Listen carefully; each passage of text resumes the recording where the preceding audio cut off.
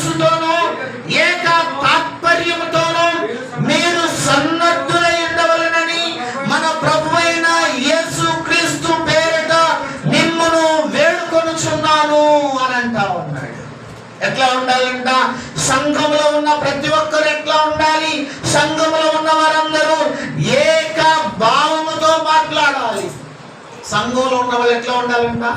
ఇక్కడ ఉన్నటువంటి మనం అందరము కూడా పరిశుద్ధాత్మ దేవునిని మనం కలిగి ఉన్నాం. ఒకవేళ రక్షించబడినటువంటి వారు ఎవరైనా ఉంటే, రక్షించబడినటువంటి ప్రతి ఒక్కరిలో పరిశుద్ధాత్మ దేవుడు ఉన్నాడు. పరిశుద్ధాత్మ దేవుడు పరిపాలన చేస్తూ ఉన్నాడు. పరిశుద్ధాత్మ దేవుడు నడిపిస్తూ ఉన్నాడు. అయితే మనందరిలో పరిశుద్ధాత్మ దేవుడు ఉండగా భిన్నమైనటువంటి ఆలోచనలు ఎందుకు వస్తాయి? పరిశుద్ధాత్మ దేవునిని మనం కలిగి ఉన్నప్పుడు భిన్నమైనటువంటి అభిప్రాయాలు ఎందుకు? ఒకే ఆత్మను మనం కలిగి ఉన్నప్పుడు భిన్నమైన ఆలోచనలు ఎందుకు? భిన్నమైన అభిప్రాయాలు ఎందుకు? దేవుని సన్నిధిలో, దేవుని మందిరము కొరకై, దేవుని పరిచర్య కొరకై మనం ఎట్లా ఉండాలి అని అంటే ఏక భావముతో మాట్లాడాలి. ఏ భావంతో మాట్లాడాలంట? ఏక భావంతో. చాలా సంఘాలలో మనం చూస్తూ ఉంటాం. ఒకళ్ళు ఒకటి మాట్లాడితే ఇంకొకళ్ళు ఇంకోటి మాట్లాడతారు, ఇంకొకళ్ళు ఇంకోటి అంటే ఇంకొకళ్ళు ఇంకోటి అంటారు. పొంతన అనేది ఉండదు. పొంతన లేకుండా సంఘము అట్లా ఉండకూడదు. ఏక భావము కలిగి మాట్లాడాలి. ఏక భావము కలిగి మాట్లాడాలి. ఒకవేళ ఏ వ్యక్తి అయినా దేవుని గురించి లేదా దేవుని పరిచర్య గురించి ఒక మాట మాట్లాడితే మరి ఆ మాట దేవుని పరిచర్యకు ఎంత మేలుకరమైంది, ఎంత ఉపయోగకరమైనది అని ఆలోచన చేసి ఉపయోగకరమైనదైతే దానిని ఏకీభవించి ఏక భావముతో ఉండాలి సంఘములో. బైబిల్ చెప్తూ ఉన్నది కదా, భిన్నాభిప్రాయాలు ఉండకూడదు, ఏక భావముతో మాట్లాడవలెనని. మీలో కక్షలు లేక. ఏమి లేకంట? చెప్పండి, వింటున్నారన్న మాటలు అర్థమవుతుంది. మీలో ఏముండకూడదు? సంఘములో కక్షలు ఉండకూడదు. ఏక మనస్సుతోనూ ఏక తాత్పర్యముతోనూ మీరు సన్నద్ధులై ఉండవలెనని మన ప్రభువైన యేసుక్రీస్తు పేరిట మిమ్మును వేడుకొనుచున్నాను అని అంటా ఉన్నాడు. సంగమా, నా ప్రియమైనటువంటి దేవుని బిడ్డలారా, ఈ ఉదయకాల సమయంలో దేవుని సన్నిధిలో ఉండగా ఒకసారి మనలను మనము ప్రశ్నించుకుందాం, పరిశీలన చేసుకుందాం. మనము ఏ విధంగా మనం ఉంటున్నాం, ఏ విధంగా మనము మన మన మన మాటలు ఉంటున్నాయి అనేది ఒకసారి మనలను మనము ప్రశ్నించుకుందాం. బైబిల్ గ్రంథం చెప్తూ ఉన్నది కదా, మన మాట మారాలి. ఏం మారాలంట? మాట మారాలి. కారణం ఏంటంటే మనలో ఉన్నవాడు అందరికంటే గొప్పవాడు. మనలో ఉన్నవాడు పరిశుద్ధాత్మ దేవుడు. ఒక ఎమ్మెల్యే గారి దగ్గర నిలబడ్డాము. ఎమ్మెల్యే గారి దగ్గర నిలబడినప్పుడు ఎట్లా మాట్లాడతాం? మనం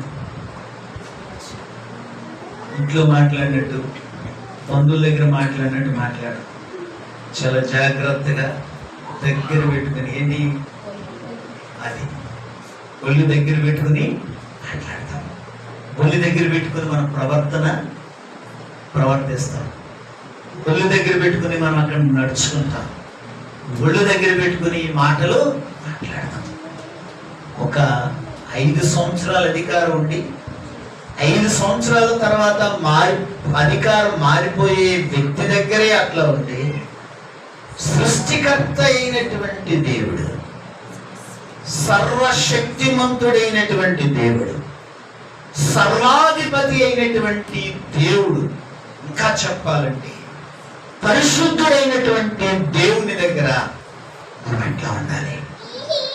పరిశుద్ధుడైనటువంటి దేవుని దగ్గర మనం ఎట్లా ఉండాలి? కనుక నా ప్రియమైనటువంటి దేవుని సంఘమా, దేవుని పిల్లారా, ఇక్కడ మాట అనేది చాలా ప్రాముఖ్యమైనది. మాట అనేది చాలా ప్రాముఖ్యమైనది. యాకోబు పత్రికలో ఒక మాట అన్నాడు, చూద్దాము. 3వ అధ్యాయం అనుకుందాం. యాకోబు పత్రిక 3వ అధ్యాయం, యాకోబు పత్రిక 3వ అధ్యాయం 5వ వచనం నుండి చదువుకుంటూ అలాగుననే నాలుక కూడా చిన్న అవయవమైనను బహుగా అదిరిపడును.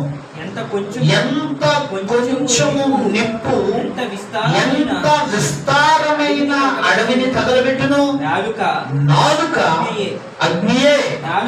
నాలుక మన అవయవములలో ఉంచబడిన పాప ప్రపంచమై సర్వ శరీరమునకు మాలిన్యము కలుగజేయుచు ప్రకృతి చక్రమునకు చిచ్చు పెట్టును. అది నరకము చేత చిచ్చు పెట్టబడును.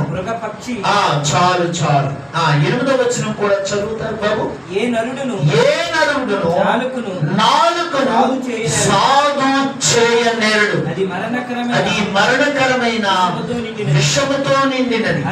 అది నిరర్ఘణమైన దుష్టత్వమే. దీనితో తండ్రి అయిన ప్రభువును స్తుతించును. దీనితోనే దేవుని పోలికగా పుట్టిన మనుషులను శపింతుము. ఒక్క నోట నుండి ఆశీర్వచనమును శాపవచనమును బయలువెళ్ళును. నా సహోదరులారా, ఇలా ఉండకూడదు. చాలు చాలు. ఈ దేవుని బిడ్డలారా, 12వ వచనం కూడా చదువు. చాలు చాలు చాలు. ప్రియమైన దేవుని బిడ్డలారా, అంటే మన నాలుకను గురించి చెప్తూ ఉన్నాడు. నాలుక ఏ విధమైనటువంటి విధంగా ఉంటుందో. నాలుక అంట నిప్పు లాంటిదంట. నాలుక ఎటువంటిదంట? నిప్పు లాంటిది. చిన్న నిప్పు కణం ఏం చేస్తుంది? అడివంతటిని ఏం చేస్తుంది? తగలబెట్టేస్తుంది. అలాగే మన నాలుక మాట్లాడే ఒక్క మాట ఏం చేస్తుంది? ఎదుటి వ్యక్తిని కృంగ తీసేస్తుంది, గురి చేస్తుంది. అట్లాగే అయిపోతూ ఉంటుంది. అదే నాలుకతో మాట్లాడేటటువంటి మాటలు కొంతమందికి ధైర్యాన్ని కలుగజేస్తాయి, కొంతమంది భవిష్యత్తు బాగుపడుతుంది, కొంతమంది ఎంతో ఆదరించబడతారు. ఈ నాలుకని ఏ విధంగా వాడాలి అనేది మన చేతిలో ఉంది.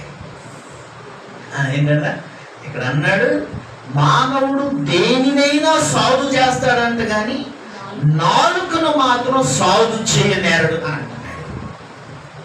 కనుక ప్రియమైన నా దేవుని సంగమా, దేవుని బిడ్డలారా, సమయం అయిపోయింది. నేను వాక్యాన్ని ముగించేస్తున్నాను. అపోస్తులైనటువంటి పౌలు ఎఫెసీ సంఘానికి రాస్తూ అంటూ ఉన్నాడు కదా, అయ్యా దినములు చెడ్డవి, చెడిపోయిన దినాలు ఉంటున్నాం, సమయాన్ని పోనీక సమయాన్ని సద్వినియోగం చేసుకుంటూ ఆత్మ పూర్ణులయుడి అన్నాడు. ఎట్లా ఉండమన్నాడు? ఆత్మ పూర్ణులయుడు. ఎంతకంటే ఎక్కువ అంటే, ఇప్పుడు తాగుబోతులు ఉన్నారు చూసారా, తాగుబోతులు వాళ్ళు మద్యం త్రాగిన తర్వాత దాని ఆధీనంలోకి వెళ్ళిపోతారు. దాని ఆధీనంలోకి వెళ్ళిపోయి ఇష్టం వచ్చినట్లుగా ప్రవర్తిస్తారు. అంటే అది ఏ విధంగా చెబుతుందో ఆ విధంగా ప్రవర్తిస్తారు, ఆ విధంగా నడుచుకుంటారు, ఆ విధంగా మాట్లాడతారు. అయితే ఆత్మపూర్ణులై మనం ఉండాలి. మనము ఆత్మపూర్ణులై ఉన్నప్పుడు ఆత్మ ఆధీనంలోనికి మనం వెళ్ళాలి. ఆత్మ ఆధీనంలోనికి వెళ్ళినప్పుడు మనము కూడా మన ప్రవర్తన మార్చుకోవాలి. తాగుబోతులా కాదు, మన ప్రవర్తన దైవికంగా మారాలి. మన ప్రవర్తన ఎట్లా మారాలి? దైవికంగా మారాలి. మన ప్రవర్తన దైవికంగా, మన నడక దైవికంగా నడవాలి. నడక ఎట్లా ఉండాలి? దైవికంగా నడవాలి. మూడవదిగా ఏంటమ్మా? మాట. దైవికమైనటువంటి మాటలు మనము కలిగి ఉండాలి. ఎదుటి వ్యక్తిని ప్రోత్సహించే మాటలే మాట్లాడాలి, కానీ మన మాటలు ఎదుటి వ్యక్తిని కృంగ తీయకూడదు. ఎదుటి వ్యక్తికి ధైర్యం కలిగించే మాటలే మనం పలకాలి, కానీ ఎదుటి వ్యక్తి ధైర్యాన్ని కోల్పోయే మాటలను మనం మాట్లాడకూడదు. కనుక నా ప్రియమైనటువంటి దేవుని బిడ్డలారా, రీసెంట్గా నేను మొన్న సునీల్ వాళ్ళ చర్చిలో పాస్టర్స్ మీటింగ్ జరిగితే వెళ్ళాను. అక్కడ చెప్తున్నాడు, వాళ్ళ సంఘంలో ఎవరో బంధువులు, సంఘంలో ఉన్నటువంటి విశ్వాసులు వాళ్ళ బంధువులు ఎవరో చనిపోయారంట. బంధువులు ఎవరో చనిపోయారు అంటే వాళ్ళు అవిశ్వాసులు. చనిపోయిన తర్వాత వాళ్ళు ఎవరికో చూపించారండి, ఎందుకు చనిపోయారు, కారణం ఏంటి అంటే ఎక్కడో తెలంగాణలో ఆయనకి ఏదో చేశారు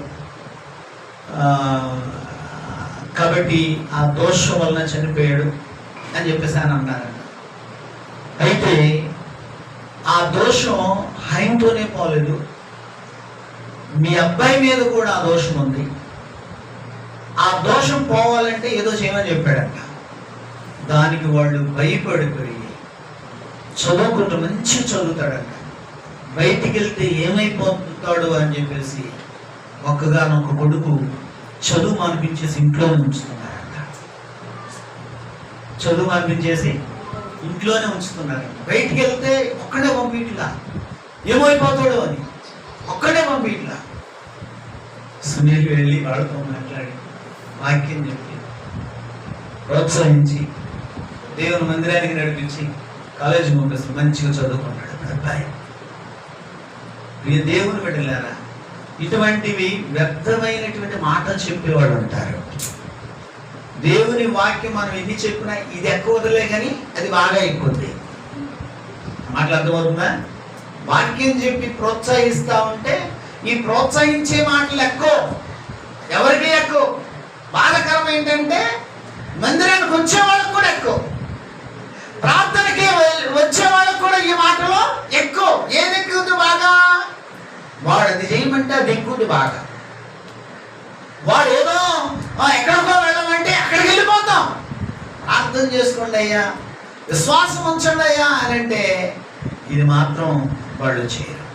కనుక దేవుని బిడ్డలారా, వాక్యాన్ని నమ్మండి, జీవితాలు బాగుపడతాయి, కుటుంబాలు కట్టబడతాయి. యేసు క్రీస్తు త్వరగా రాబోతున్న ఈ అంత్య దినాలలో, చివరి దినాలలో ఉన్నాం.